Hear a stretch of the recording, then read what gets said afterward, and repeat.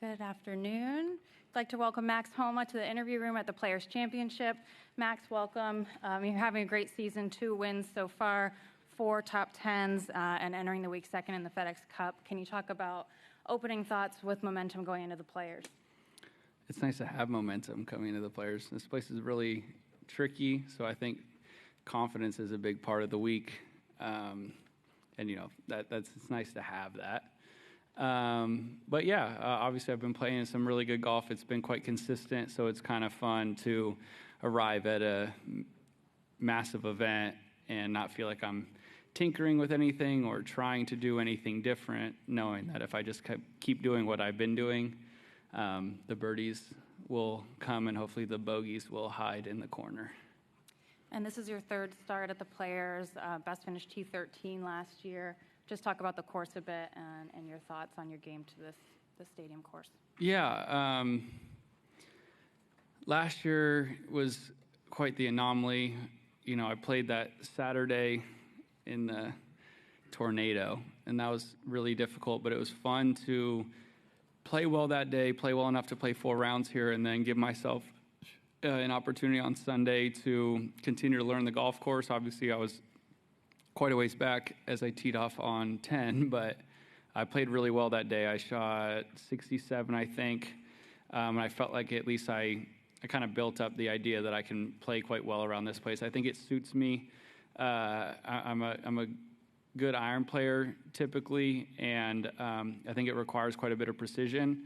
But it's just a bear. If you're out of position off the tee, you're going to be out of position until you get it in the hole. So I like the place for the way I'm hitting it. I think I can keep myself in the right spots and give myself some looks at birdies and maybe some extra stress-free pars that I think go a long way over 4 days. We'll open to questions. We'll start back here with Dylan. Yeah, Max, I was wondering, did you go to the Players meeting this morning? I did not. I wanted to, and then my kid, Cam, had I'll save you guys the details, but I was a little late. I'm just wondering if you have a sense of how the PGA Tour changes are being received by the membership at large and how those conversations have been going. Yeah, a pretty big mixed bag. I think if you're someone like me who's been in more meetings than I had ever been in prior to this year, I think we grasp the entirety of what has been presented and worked on. And I think I've been fortunate that a few other players who aren't in all of those meetings have come up to me and we've chatted about them. They've asked me, questions about it, but I've kind of more so asked them how they feel about it and what, their hang-ups may be. And something I have heard quite a bit of in these conversations is why I understand this isn't for me as I'm not a top 50 player. And I've been trying to do my best to explain that this is for everybody. There's room for growth up to that top 50, or even in a micro version, you play a couple good weeks and get into these events. I've really racked my brain on this quite a bit, and I don't see how this isn't better for every member of this tour. I think it makes it more competitive at the top. It has a bigger pot of gold at the end of the competitive rainbow for the guys at the maybe just outside the designated event area going into next year. So I've been just trying to explain that to people, and if they still have a problem with it, then that's okay. But I just feel like it's been a bit tricky because I'm not sure all of the information has been presented perfectly, and I don't think that all of the information has been presented. So I think, I didn't get to watch it yet, but I imagine Jay's press conference today explained quite a bit of it, and it's not so much of playing telephone. And then what has it been like for you, who has obviously kind of seen every side of professional golf, to now be in this position where you're in these meetings and guys are coming to you with concerns and kind of being a person in that now power position? Yeah, I think, as I said last week, which is kind of interesting, and I know when I say this, it's just the internet, and it's just people on my Instagram telling me things about how I what they think I think. But so many people say, well, you wouldn't have thought this back in 2016, 2017, although I have said, like last week, that I did believe in this. I didn't know about this exact model, but I did believe in this, I guess, the crux of what's changed. So when people do talk to me about it, I feel like I have a good perspective on it. I have vivid memories of when I wasn't someone who was being asked questions or someone who was in meetings. I was someone hoping to meet someone who was in meetings so I could ask these questions. So I've seen both, and I remember both, and I still live my life and make my decisions and form my opinions based off of both, kind of sides of professional golf that I've seen. So I understand not everyone will believe that, and so much of this looks like, it's just a great way for me to make money. But I can promise you that is not why I play golf, and that's not that is not my opinion on this. I think this is really a great thing for upping competition on this tour. I think it's great for the fans, as we will have more of the top players battling more often, and I think it's going to be really exciting at events that aren't designated to see that if you win, yes, you're in the designated events, but even if you don't, if you have a great week, you're one step closer to getting in that designated event, or maybe closer to getting that top 50 at the end of the year to be doing this the next year. So I don't know. I see it as a benefit in so many ways. Obviously, there's little tinkering you could do here and there. I'm not going to say anything's perfect, as we haven't even seen it yet, but I do believe in this quite a bit. We'll go to the back with Don. Max, congratulations on becoming a father recently. How has this life-changing event changed your perspective on life, and how might that impact your perspective on golf? It didn't change my perspective on golf much. I have to work on not treating it like it's the end of the world anyways. It does help quite a bit when I leave Bay Hill on Sunday and my family had flown in that day and I got to go pick up Cam. That was really cool, just because it was very exciting and I missed him a lot. So little things like that cheer me up. Even, Sunday I played with Jordan, and he made quite a great run at winning that thing and came up just shy. And as we're walking to scoring, Sammy, his son, ran to him with a big stick in his hand. And you could just see how Jordan's emotions changed. And I thought that was quite nice. So little things like that, I think, to cheer me up. I don't think it's changed my perspective, but I do think I've gotten quite a bit more efficient in practice. I'm someone who loves to be at the golf course. But I don't love it as much when I know my kid is at home and my wife is on her own. So I do feel like I've done a good job of getting the same value of work done in a little bit less time. And I think that's clearly not hindered my golf this year. So that's been cool. But I like now that when I'm off the golf course, I feel like I'm off the golf course. And that's not something that I could say prior to him being in my life. It's early days, but do you think this new life for you might make you a better golfer? Yeah, I mean, it could. I would like to say that they're independent. When I'm practicing and playing, I'm still playing to be the best me I can be. It sure is motivating to want to win golf tournaments as he gets older so that he can run to me with a big stick, maybe when I have a trophy in my hand.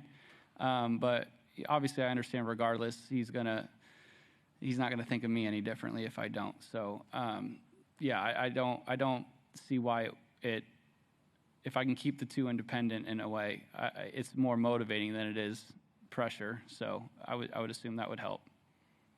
If we could bring the mic back up here to James. James, raise your hand, please.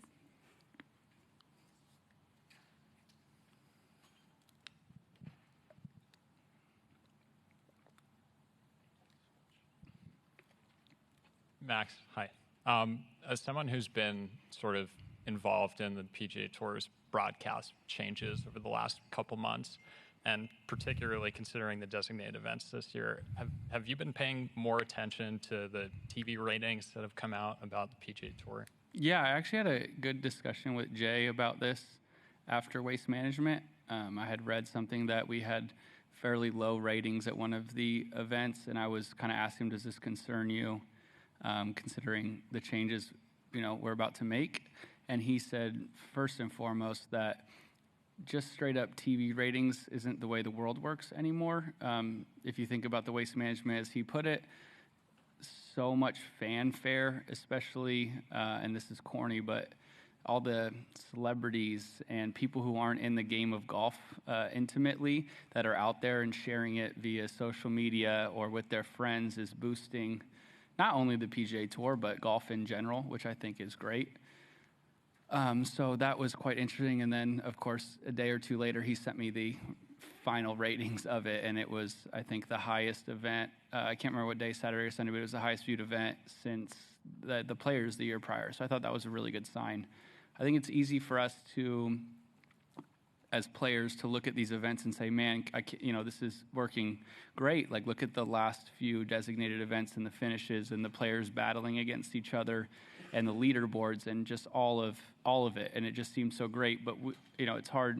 It's not like I would assume that would mean great ratings and great attention, but we don't know that. So I kind of lean on, since I've had this conversation with Jay, where he can kind of continue to show me, not just explain, but show me that it is doing a great job. And again, I know I'm probably sounding like I just keep reiterating myself, but the reason I love this product model is because I'm a fan of golf. I love watching golf, and I've loved watching golf since I was a little kid. It's why I play it, and my attention is, of course, on my performances and being the best me I can be, but it's also on making sure that golf is thriving, and as I'm on the PGA Tour is thriving, and that people are watching it, because I love this game, and I want other people to get involved and love this game and watch it. I don't want to put up be a part of a product that people find to be boring and stale. So I am very much about what we're doing and these meetings and pushing the envelope and making changes that benefit the golf fan, because again, I am a golf fan. Come to this side of the room in the back, and then we'll make our way up. Hey, Max. The tour has some of the top 30, I think probably 28, 29 of the best players right now. But what it's missing are kind of like the heels, the Brysons, the Patrick Reeds, the Brooks Koepkas, and we've kind of gotten a glimpse as to how close tour players are with each other, how friendly they are. You said you're a fan of the game, as well as, you're out there playing. But do you think golf is missing some of those characters that get under the skin of other guys? Do you think those sidebars are kind of missing from the tour right now? And I'm just kind of curious as your opinion on that. Yeah, I think that certain TV shows and movies aren't great, like a Hallmark movie when everything is just all perfect. And I think all of it is interesting, and I do think that it is a shame that, I find Bryson to be one of the most interesting people who's probably ever swung a golf club. He thinks about it differently. Even his setup of his golf clubs are different. He obviously transformed his body, and I thought that was incredibly interesting. And it was something like, 6 at Bay Hill last year, 2 years ago, it was like must-see TV, and it was awesome. As I talk to my friends who are far removed from my standing in golf and how close I am to it, I ask them quite often, who are their favorite players and least favorite players. And it's interesting because when they mention someone who is maybe not their favorite, they always seem to light up and love talking about it. And I'm not saying that those players are anyone's least favorite, but they obviously have brought some controversy when they've played in events here and there, whether that's good or bad. But for golf, I feel like that's good. For entertainment, that's good. For fans, that's good. I guess one thing that I've kind of settled on is, although some of the most interesting players in golf are playing on a different tour, I don't think that those are the last of the interesting players that will come through this tour.